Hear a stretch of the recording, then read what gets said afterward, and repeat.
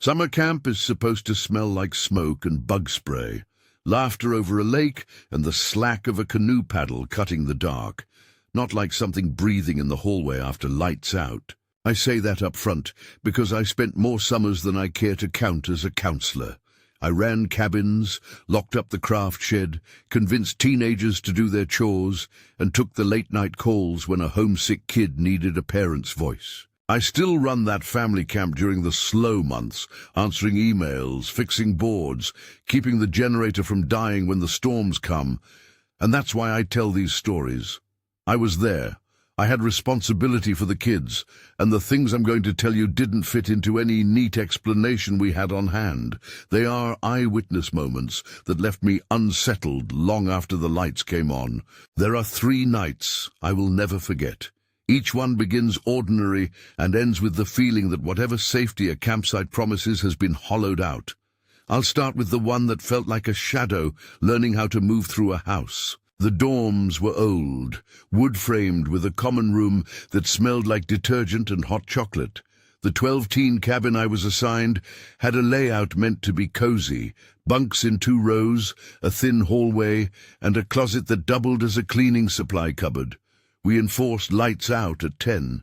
We did bed checks. We had a bell in case of an emergency. It was the kind of place where you expected practical jokes and whispered crush confessions, not footsteps pacing outside a locked dorm after midnight. It began small. A kid came to me at twilight and said he'd heard pacing outside his door 2 nights running. I wrote it off the way you do when you're tired and have been on 17 hours of sleep cycles. Someone wandering with a flashlight, a raccoon on the roof. The kid, quiet, all elbows and apologies, kept insisting it wasn't a raccoon. It sounded like someone trying the handles, he said. He rolled his eyes at himself and went back to his bunk. You'd think that's the kind of thing that should have been simple. Check the windows, double the walk around that night, talk to the other counselors. Simple steps, and I took them. We did our check. I walked the perimeter in the dark with a flashlight that did a bad job of convincing me the night was only full of trees. We tapped windows. We listened to the lake breathing under the moon. Everything was in place. Everything was quiet. By the time I reached the dorm, I told myself the kid had imagined it, or the floorboards were playing tricks. I went back to the common room, brewed coffee for the next morning, flipped on the radio low, and settled into a chair with my clipboard. Then the scream. It was a raw, instant sound from the hallway. One of those little animal screams of surprise that leaves you standing still because you can't tell which direction to go. It cracked open the dorms like glass. I grabbed my flashlight, moved toward the sound, and saw 3 heads at the doorway, faces lit in that harsh, upturned glow you get from a beam of light. One of the middle bunks had a kid perched on it, eyes wide, whispering something I could not hear over the blood in my ears. The hallway was still, except for the way the common room lights smeared across the floor. We made the kids lie back down. I told them to breathe. I told them it was probably a senior messing around to freak out the freshmen. I checked each door, turned the knob with my palm because I was a counselor who still believed in order. Then one of the campers pointed toward the closet at the end of the hall. He said, in a voice that had nothing to do with bravado, that there was someone standing by it. At first, the shape was just that, a shape. The flashlight picked up nothing but an absence where the wood met shadow. But the boys insisted the figure was there, tall enough that the light skimmed the crown of its head and left the rest as flat darkness. One of them stood up, the bravest of the bunch, and walked toward the closet on the trembling legs of someone who doesn't want to run, but also doesn't want to freeze. He got close enough that the rest of us could see the outline, a narrowness like an overfilled closet, a shoulder line that made no sense for a boy who'd been standing 2 minutes earlier. When he touched the doorknob, the thing snapped away. It wasn't a fade-out. It was a bolt. The closet door slammed hard enough to make the bunks tremble. The flashlight beam skittered across the hallway and landed on an empty stretch of floor. We all stood with our mouths open, because there is no script for that sudden silence. I did what any responsible counselor would do. I called a search. I rang for backup, roused the other staff, and we moved through the camp with radios and shoes that sank into pine needle duff. We checked the woods, we checked the docks, we checked the maintenance shed. There was nothing that explained a person stepping away through a closed window into the night. Nothing that made sense of how a silhouette could stand by a closet and then dissolve. The strange part, one of the things that stuck with me longer than anything, happened when I went back inside to check the common room before returning to sleep. I heard it again, a creaking like someone shifting weight at the other end of the hall, except this time the sound carried slower and lower. I took it in like a person counting the beat of their own heart. The beam of my flashlight took the same arc, the same path along the ceiling. At the far end, by the dormitory exit, something was standing in the doorway. It raised an arm, slow and deliberate, and put its hand on the knob. I could hear breathing. I'm careful with words, but that breathing was layered, shallow, like a person who had been holding still for too long. It was close enough that the hairs on my forearms prickled. I trained the flashlight on the doorway. A column of shadow filled the frame, dark and taller than any of us. For a ridiculous half-second, I thought of the movies I'd laughed at with the other counselors, the cheap masks and the pranks. Then the shape looked at me in a way that should not be possible for a stain on a wall. You could call it a glance, but it felt targeted, direct. It made me feel seen in my role as a guardian and exposed as someone who couldn't fix whatever had stepped into the hall. The figure moved, small, unhurried steps, and then the impossible part, it stepped out the window. There was no explosion of glass, no smashed frame. The curtains fluttered like a final breath, and the silhouette walked out through the pane into the trees. And then it was gone. I am not claiming it flew or turned invisible. I only know what I saw and what I heard, and the way the night swallowed that place where someone had been standing. We called the police.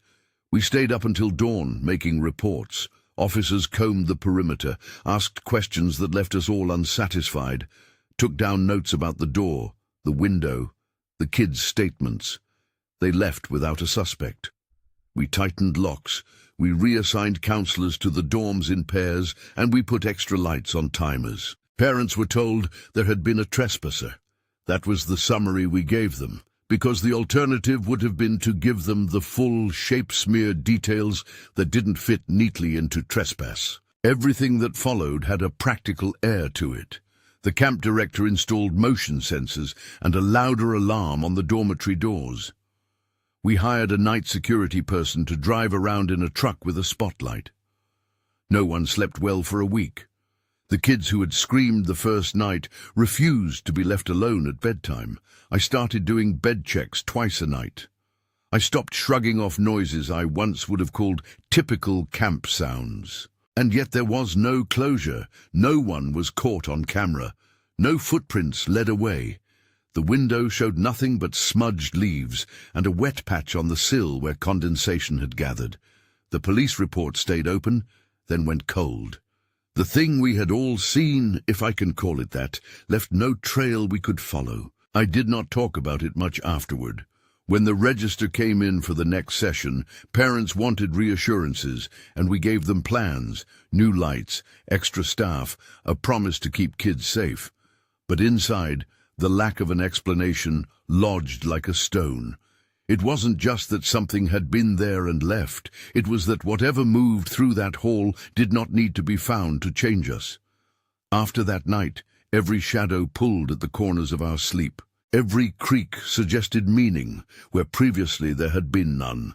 If you like these kinds of real camp encounters, if the way ordinary places can become frightening with a single unexplained moment grabs you, subscribe or save this for later. There are more stories. I was younger in the second one, not a counselor yet, but a kid who thought rules were obstacles to being brave.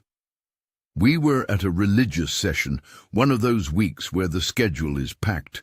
The songs are loud, and the counselors have the grim, exhausted patience of people trying to shepherd 30 earnest teenagers through every activity without anyone getting sent to the nurse. Back then, I didn't think about liability or duty or how a single lapse could shake the staff. I thought about dares. There was an abandoned cabin on the edge of the property. Everyone knew the rumor. It had been shut for years after a fire, then boarded up, then left to rot like a thing everyone glanced at and pretended not to notice. Counselors used the cabin as a warning. Some would stand by it during a campfire and tell the kids the story of why they shouldn't go near it. We all promised to stay clear, and yet there's a tradition among teenagers to do the exact opposite of what's asked. Jenny was there. She had a laugh that sat at the edge of being dangerous. She could get 5 people to do something by just looking like it might be mildly funny. We were 15, restless on an 80-degree evening with marshmallow sugar in our teeth. The counselor on watch went to the lodge to check a first aid kit, which felt like an invitation. We took it. We walked out in a pack, flashlights bobbing, excitement and the staccato rhythm of childish defiance in our steps. The cabin sat under a stand of pines. It smelled like old wood and the stale breath of mold. The boards had names carved into them, but the carvings were softened by time, like the place itself had been deliberately worn down so people would stop looking too hard. Someone, probably Jenny, said 10 minutes. You go in, you sit on the floor and nothing happens. You win. The game was stupid and obvious. We all laughed, then singled me out. I had, in those days, a streak of wanting to prove myself in front of a crowd. I stepped through the threshold like a fool. Inside the cabin the air felt different, cold where outside it was warm. The light from our flashlights punched through a dusty horizon in the air and caught on a few shapes: a rusted stove, a sagging bed frame, a tin bucket. It was deeper than just cold. It felt like someone had turned the place inward on itself. The noise outside was muffled, as if we'd dropped from the world into a little private silence. I sat cross-legged on a floor that had once been swept and now carried the map of a dozen small animal paths. The door closed behind me with the soft, inevitable click of an old latch. For the first few minutes, there was nothing but the chorus of my friends' voices drifting in through the cracks, whispers at the edge of hearing. Then the sound started, a slow creak in the back of the cabin, like a hinge stretching, then a repeat somewhere above my head. My flashlight swept a corner and caught floaters traveling in a shaft of light. The board under my right hand felt colder than it should. I tried to be theatrical about it, to show them I was not afraid, but my fingers went rigid with a chill that had nothing to do with the weather. "Stay put," someone said, as if that was a rule we all agreed to moments before. They measured time like impatient adults. I told myself 10 minutes would be nothing. 3 minutes in, I heard a noise outside that didn't match the voice of any of my friends. It was deliberate, steps, not the jittery feet of boys shifting from foot to avoid being the one who chickened out. The steps paced the cabin like someone tracing the perimeter. At first I assumed it was one of them moving for the perfect angle to listen in. It wasn't. The footsteps wandered in a circle that matched the cabin's shell. I could hear them slide from the back to the front, pause, and move again. They were slow, not hurried, not playful. They had a pattern you could almost set a watch by. I remember thinking, absurdly, that if this was all a prank, it was a well-orchestrated one. Then the door stuck. When I reached for the knob to peek out and reveal the joke, the knob would not turn. It gave a little, the way an old bolt does, but then stayed stubborn. I shoved, and it held. The wood around the frame had swollen slightly in the humidity, creating a tightness that could be explained away. But no one outside acknowledged the struggle. The footsteps increased their tempo. They were no longer a leisurely perimeter walk. They were running, rapid, hard stomps that matched the cadence of my pulse. Something tapped the roof. 3 taps, measured like someone announcing presence. The sound made me lurch toward the door to find it sealed from the outside by something I could not name. I pressed my shoulder to the wood and heard the thrum of steps all around the structure, a circular assault of movement that made the cabin vibrate as if it were a drum. My flashlight wobbled in my hand. I remember the smell, old smoke and something sour, like the inside of a closed instrument case. The hairs on the back of my neck rose. I pressed my palms flat on the door.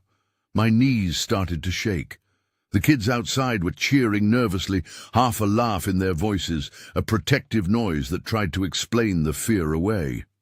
"Open it!" someone called, but it sounded like a plea and a dare together. I went for the peephole, one of those little glass circles set in the old door, and pressed my face to it. I expect you're picturing a scene from a movie where the camera lenses magnify a face pressed against glass, and something sinister returns the gaze. There was no face at the peephole. There was only a smear of something I could not identify, and a thin line of night pressed back at me. I expected to see a prankster's smirk. There was nothing.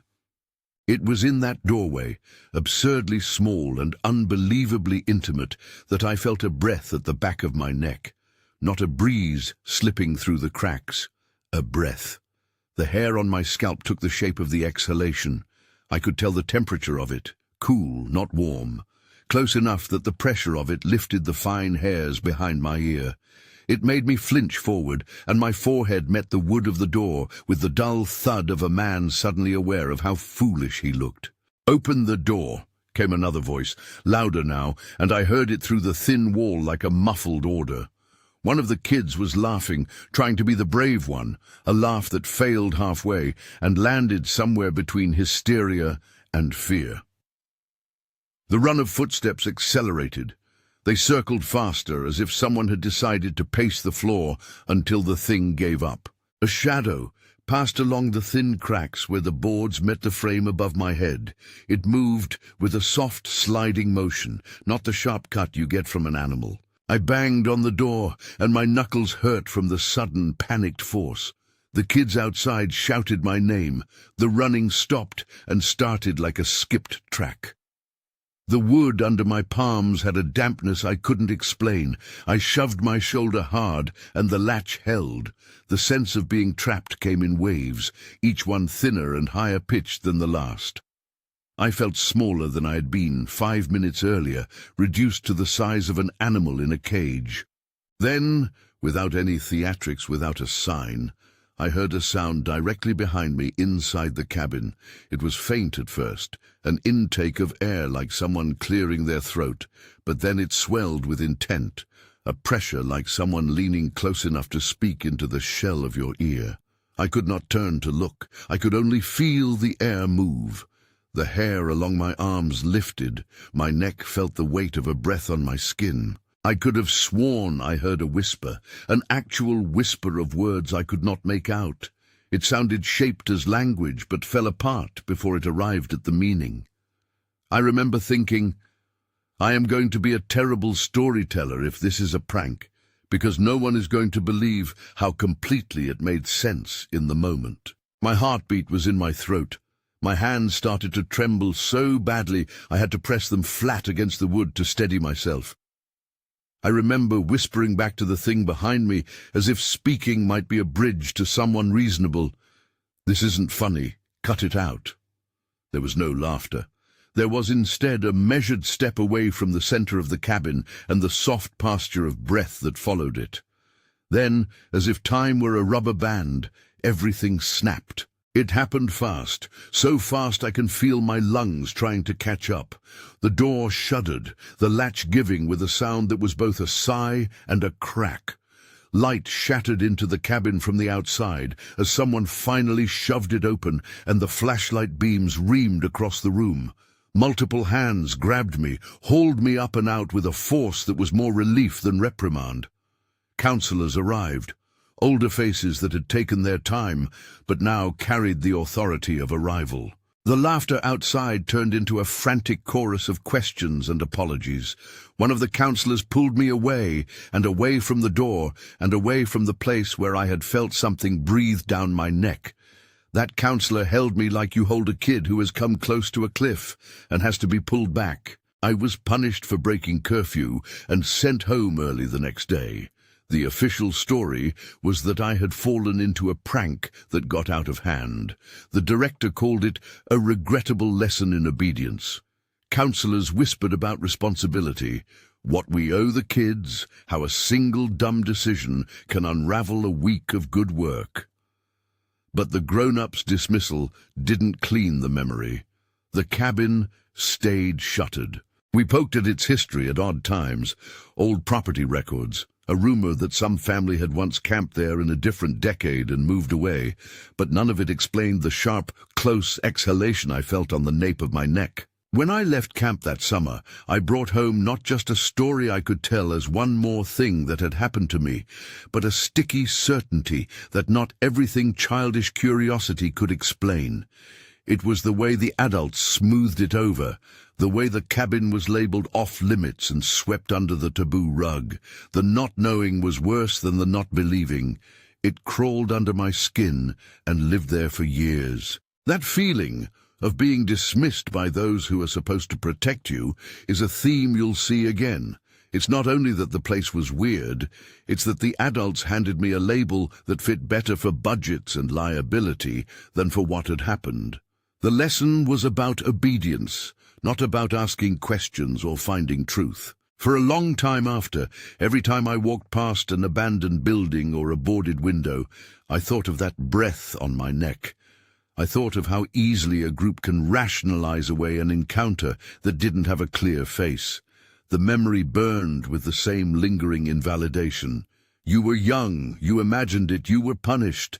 It kept me quiet until now. I remember going home that summer with my mother, asking if I'd had fun, her voice in the kitchen while I sat on the steps of the front porch feeling small and raw. I lied light. I told her the usual. Friends, a counselor I liked, songs. I didn't tell her about the breath. I didn't tell her how I had clawed at a door I could not open, because even then I knew there is no useful way to tell someone and have them understand the way air can be shaped like presence. Sometime later, after a bottle of wine and an argument about trust and truth, I looked up the cabin in a library of old newspaper clippings. There were no headlines about anyone living there, nothing about a missing person or a crime. It was as if the place had been always empty, a blank eaten by trees. The lack of record made space for the memory to keep its own logic. It did not contradict it. That became its own kind of evidence. Silence. I'll stop there for now, not because the story doesn't continue, but because the moment that followed is harder to explain on my own, without the rest of what comes later. The things that happened afterward braided into my sense of responsibility in ways that changed how I reacted when the next stranger thing happened years later. For now, picture a boy pushed toward a door, breathing on his neck, the kind of fear that makes a person tell better stories later. Keep that image. It threads into what comes next. That breath on my neck stuck to me like a stain. It changed the way I measured risk and the way I listened to the dark.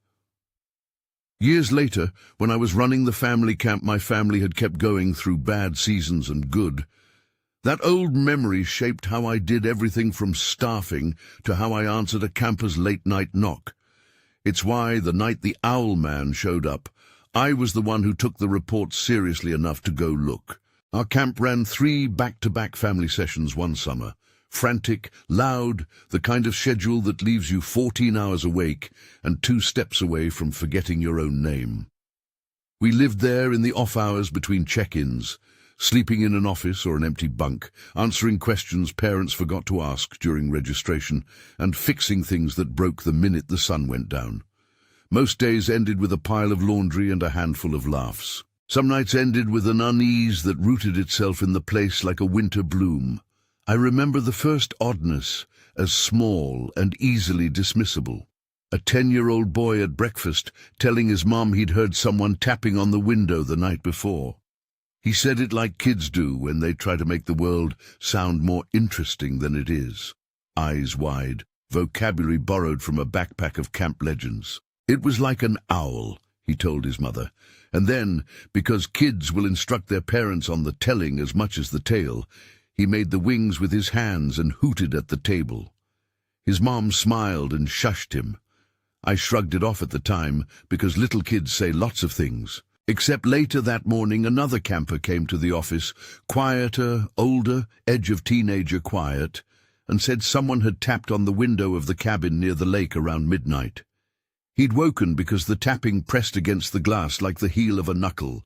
He swore he'd hissed at whoever it was and that it left. His voice had the particular tremor of a boy who isn't sure whether to be angry or scared. I did what I always did. I logged the incident. I checked the latch on that sliding glass door. I told the counselors on duty to keep an eye. We debated pulling in a security person for the night, but decided to wait. There was a lot on our plate, and a finite number of people who could drive a truck with a spotlight without panicking a parent. That afternoon, as I was stacking registries and checking the ropes course for loose bolts, a woman from one of the cabins, an exhausted camp mom who had been staying with her family, knocked at the office door and said her son had seen a man at the window that morning. Her voice tightened around the words, like someone trying not to open a bruise. She described a mask. She said the boy had said it looked like an owl. I felt my stomach drop in a way that had nothing to do with caffeine levels. The timing of everything was easy to explain away. Kids dreaming, a prank, someone drunk stumbling through the property. But I kept the register for that cabin open on my desk, and I didn't sleep in the office that night. I sat on the back steps with a thermos and a crease of worry I could not iron flat. If that breath I'd felt when I was 15 was a fluke, then this was only a fluke doubled, and if I was wrong in treating it like a pattern, I would still have done the responsible thing. If I was right, there was a person out there testing doors. I stayed because someone needed to. I was also petty enough, I admit, to want the answer for myself. The place had given me the job of protecting people. Nobody wants to be the boss who shrugged and let something small become something worse. That night we finished the last session, and most families packed up. There were the usual tears and the last-minute arguments about camp t-shirts. I stayed behind in the dimming light with a list of tasks. Restock the arts closet, sign the payroll, make sure the lake keys were locked in the cabinet. It was a slow, ordinary litany that kept my hands busy while my mind turned over the nameless possibilities. Near dusk, I got the call from a counselor, finishing up the last check on cabin 5, the sliding glass cabin that sat closest to the woods. She said one of the younger campers there had woken to a tapping sound, that the kid described it as someone knocking with a pattern like bird talons. She'd let the kid go back to sleep, but he'd been shaken. She wanted reassurance. I told her I'd swing by after I locked the supply room. I told her to keep the lights low and not to let anyone sleep with a window open. It sounded reasonable. When I walked up the path to cabin 5, the floodlight over the porch was already on. I hit the switch because I'd rather be bright than risk anything that would let someone hide in shadow. The sliding glass door was closed, and the blinds were pulled so you could see the band of light from the hallway lamp that crossed the floor like an answer. The air smelled like evening wood smoke and something else, wet dirt, the wet cotton smell that comes when a place has been stepped on by 100 people in bare feet. I knocked on the door to announce myself because I don't like surprising parents. No answer. I knocked again, louder, the kind of solid, non-flirtatious knock that comes with having to be authoritative at odd hours. A kid's voice called something muffled from a pillow. I told the counselor I'd be right in and to keep the kids calm. I pulled the sliding door back with my palm because that's what you do. Make the most ordinary motion so you don't sound like you are braced for a fight. The air inside felt cooler than the air outside, and someone had left the screen latch loose so the smallest breeze could whisper in. The room was empty of people. They were sacked on bunks, mouth-breathing and exhausted. Nothing in the cabin seemed wrong, except for one small thing, a faint series of tiny marks on the outside of the glass, like a knuckle tap traced across the condensation. They were faded, not fresh, but they were there just the same. I should have left it at that. I closed the door, chalked it up to kids and being jumpy, and went back to the supply room. But at 2 a.m, my phone woke me up with a counselor's voice, sharp and clipped. "There's someone at the glass," she said. "He's tapping." The world goes narrow in that way, when something you're training to fend off is finally in front of you. I was in a pair of sweatpants and a t-shirt, and I grabbed the closest jacket and walked to the sliding glass like a man who knows there are things to be done and that he may not be ready for them. The floodlight outside the cabin had a motion sensor. It was set to stir at the slightest deer in the grass, and it did just that, a harsh white sweep that made the yard look artificial, like somebody had cut out the dark with a pair of scissors. I walked into that bright, felt the heat of the bulb on my face, and caught sight of something at the pane. There, on the other side of the glass, a shape pressed small against the frame. White, disturbingly white, like a porcelain figure. Up close I could see it was a mask. An owl mask. Bright, stylized, the kind of thing you'd buy as a gag or a prop. The mask was not the cartoonish sort, though. Its eyes were too deep in the pockets of the face, and its beak cast a thin shadow along the mouth. The figure's hand tapped the glass again, 3 measured taps, and the sound echoed in the small cabin like a cautious heartbeat. I froze. There's a quality to the moment, right before you decide what you're going to be. You want to be the person who steps forward and solves things. I wanted that. I wanted to be a problem solver. I also wanted to be alive enough to see my kids the next day. That tug is small and enormous at the same time. The figure tapped, and through the glass I could see the outline of a person in a backpack, hunched slightly as if the bag was heavy. He put a palm to the glass and looked straight at me, through the slits of the mask. The tilt of his head was human. The sound of the tapping was deliberate. There was no laughter. There was no attempt at disguise beyond the mask itself. He knocked again, and this time his voice came muffled through the pane, words I could not catch at first. I moved closer, pressed my forehead to the frame, and the voice sharpened. "Please, let me in. I have something to show. It's not what you think." The words were hurried, urgent in a way that made them seem rehearsed. He gestured toward the bag, and then leaned in like a man about to offer proof. My first impulse was to slide the door part way and tell him to leave. My second was to reach for my phone. I did both. I thumbed in 911 as I opened my mouth to tell him we had children here, and that he needed to leave. The night air was thin and smelled of pine and old canvas. Then he spoke again, and I remember the particular cadence, neither pleading nor menacing, more like someone bargaining with a stranger because they had decided it was their only option. "Please," he said, "I can show you. I just need a minute." I told him we couldn't let strangers in. I told him firmly, because the truth is, sometimes firmness is protection. He tapped the glass one last time, and before I knew what was going to happen, he leaned back and stepped away. He retreated into the fringe of the woods, as if pulling a curtain. I could see the bright slice of the mask between trees, until it too was gone. The police report later would note several things. The hour, the description of the mask, our statements. They would log the items found that afternoon when officers went back into the woods after we told them about the retreat. What they found was factual and stark. A white owl mask, left on a sapling as if put there to dry, a backpack with a Vermont t-shirt in the folds, and a large butcher knife partially concealed beneath leaf litter in a shallow depression a few yards from where the mask had been. Those 3 objects sat like evidence on the edge of the place we tried to pretend was safe. We found the mask at dawn, because I couldn't shake the image of the pale face at glass. I walked the line of trees with a flashlight while the rest of camp slept. There it was, hooked on a low branch, not hidden, but not in plain view either. Someone had left it in a place they thought other people wouldn't look until morning. The bag was further in. The knife was last, tucked sideways, almost apologetic in the way it lay with its handle exposed. We called the police immediately. Officers came and took the items with their gloves. They recorded serial numbers where they could, wrote notes, asked how old the knife had been and whether we'd recognized anything in the bag. We answered with what we had: a mask, a t-shirt with a Vermont logo, a big knife.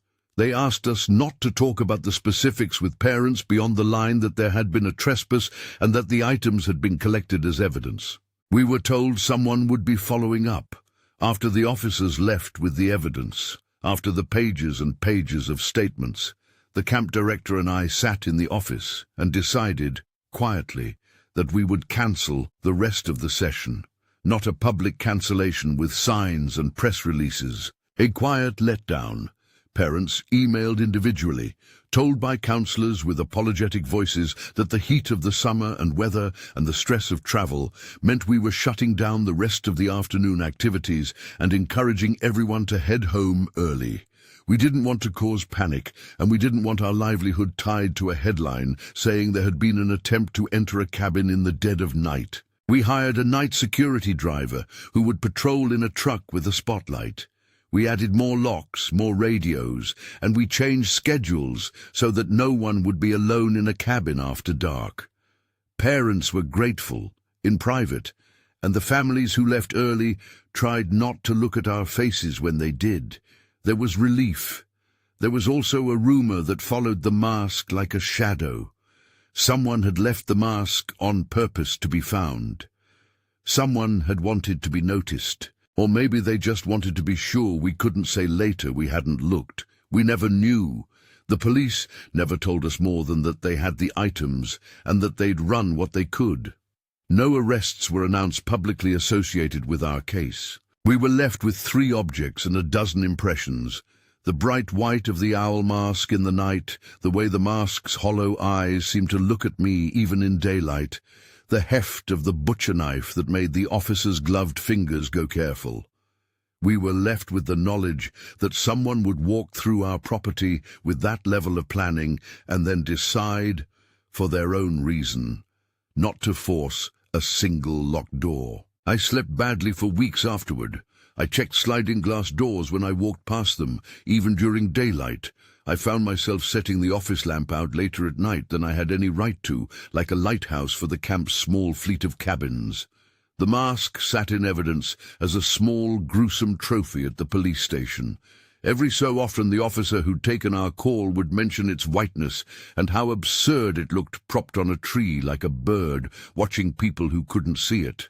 For the families who kept coming back the summer after, we tightened protocols and hired a part-time security guard who could be on call during check-in. We gave them the facts we could without the shape-shifting of rumor. What hurt more than the knife or the mask was what came after, the quiet choreography of damage control. Sessions cancelled quietly.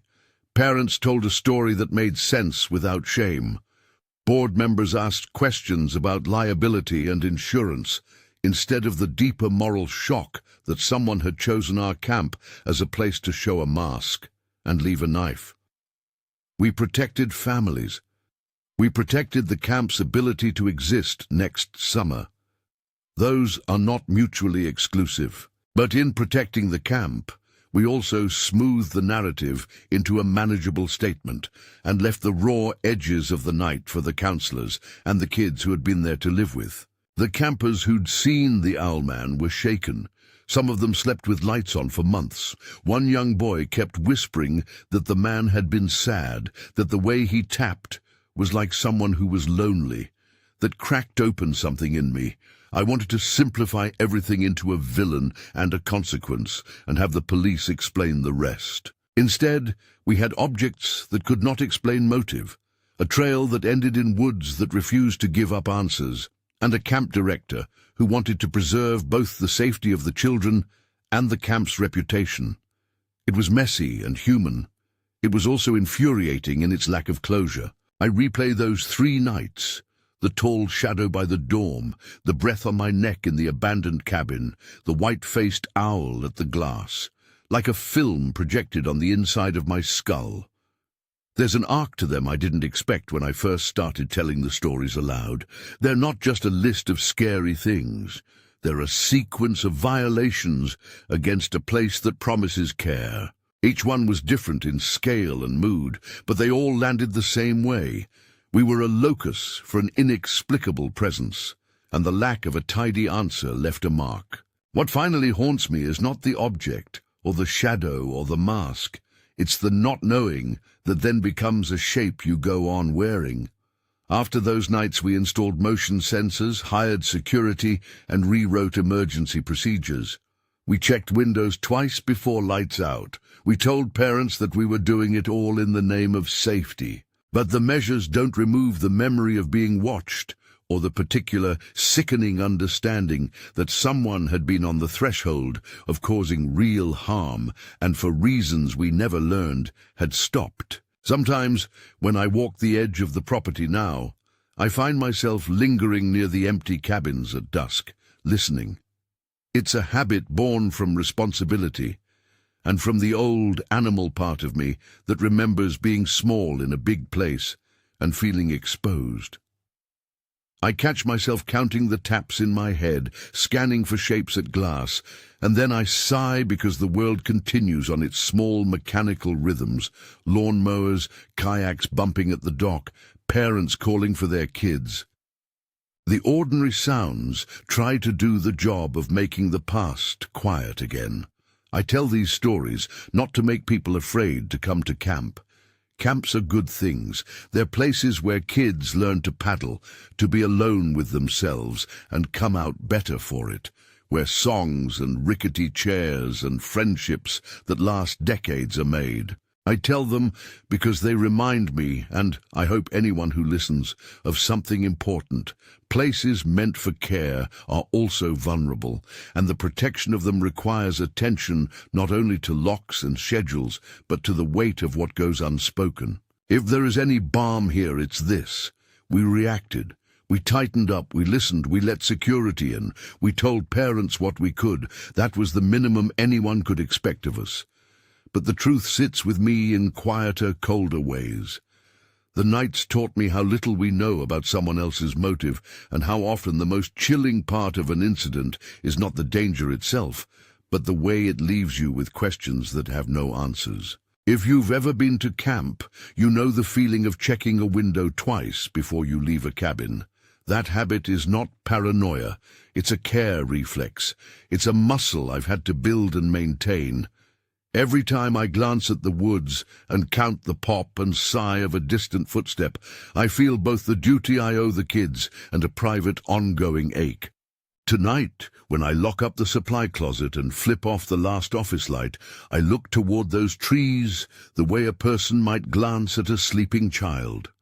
I count the cabins, I make sure the doors are latched, and I pause, just long enough to remember those 3 nights that will not give me explanations. They taught me that the worst part is not the thing you can point to, it's the absence of answers and the way that absence keeps you awake. If you've ever had something unexplained happen at a camp or anywhere that should have felt safe, share it below. Tell me what you remember. There are more stories like these, and they change how you move through the dark. Follow for more real accounts if you want to hear them. For now, I'll walk to the sliding glass, look out at the dark line of trees and check the latch twice.